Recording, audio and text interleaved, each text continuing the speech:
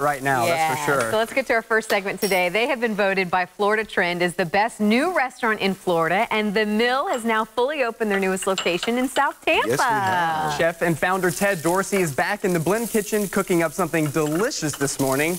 Getting to work already. I like it, Chef. You can tell he's busy these days. What are you cooking for us this morning? So today I'm doing a seared diver scallop with a curry cauliflower and then a sun-dried tomato and wild mushroom ragu. Yeah. Man, oh man, that smells good. Well, hey, congratulations. The South Tampa Mill has been open now for, what, 3 weeks? 3 weeks now, and we're rocking and we're having fun. We're getting to do what we enjoy, which is cook great food and serve our friends and family. Yeah, so much so. We're even being told Easter brunch is already, for the most part, booked up. It is. You know, there's Mom still even tried to call you and say, hey, can you get me in? Of course she did, last minute. That's what us moms do. That's what, exactly. I told her, I said, Mom, I don't know. I'm going to have to look and see, but I don't know. No promises. Well, I bring that up because I do think that is really just speaks volumes of what you guys are doing over there. Well, so if people have not been yet, maybe not been to the St. Pete location yet, describe what you guys are doing. You know, what we do is we have a very eclectic menu.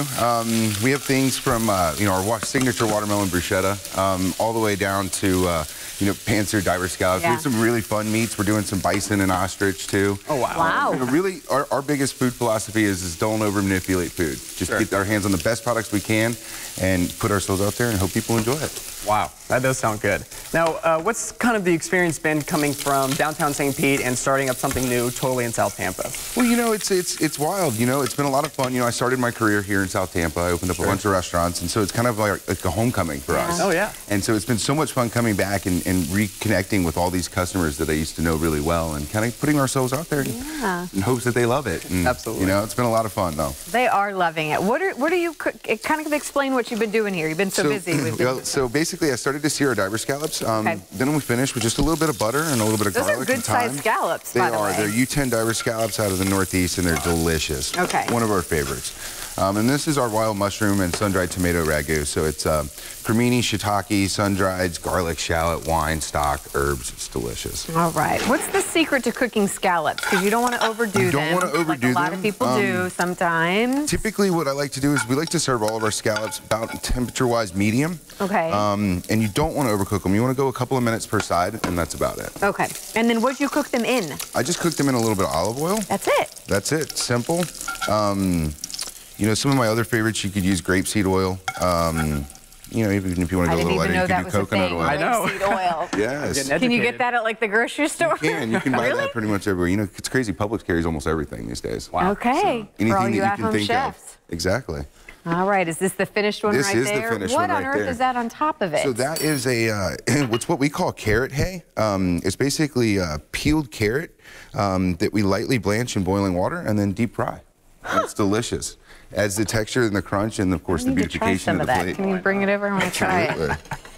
So tell us what else is on the menu, because you do, while Easter brunch may be hard to get into at this point, you do the brunch. We do brunch Saturday and Sundays. We're open for dinner during the week, basically Tuesday through Sunday. And we have some really fun and unique things that nobody else is doing. I wanted to introduce a vegetable charcuterie program. So what is that? So it's basically a play on like curing meats, but we do it with vegetables. So I have a pastrami cured cauliflower. We're doing some collini, which is a new vegetable to hit the market. Why is it called a program? Because it's different and it takes time. Okay. Because when you cure things and things like that, it takes time. And, you know, our cauliflower goes for a couple of days, and it really takes on that flavor. I mean, it really does taste like pastrami almost, but it's all vegetable.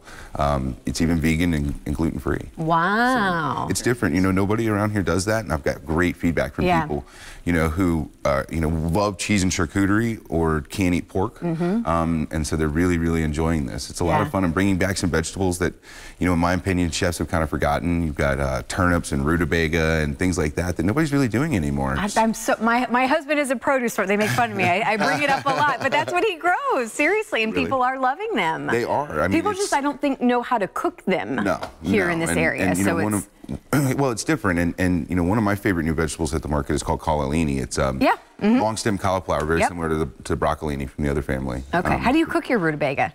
I whip mine. So what we do is we boil them in a little bit of wine, butter, and water. some aromatics, and then I whip it in a mixer at a high speed, and it really kind of creates this levity and gets air in there, and it's delicious. Okay, we need to try that because we've just diced them up and kind of boiled them, put some butter in them. But I'm going to try that. Well, Ted, thank you so much for joining us today. Thank you so much for having me. I greatly appreciate it. Hey, no problem. No problem. Thank you. Coming up next.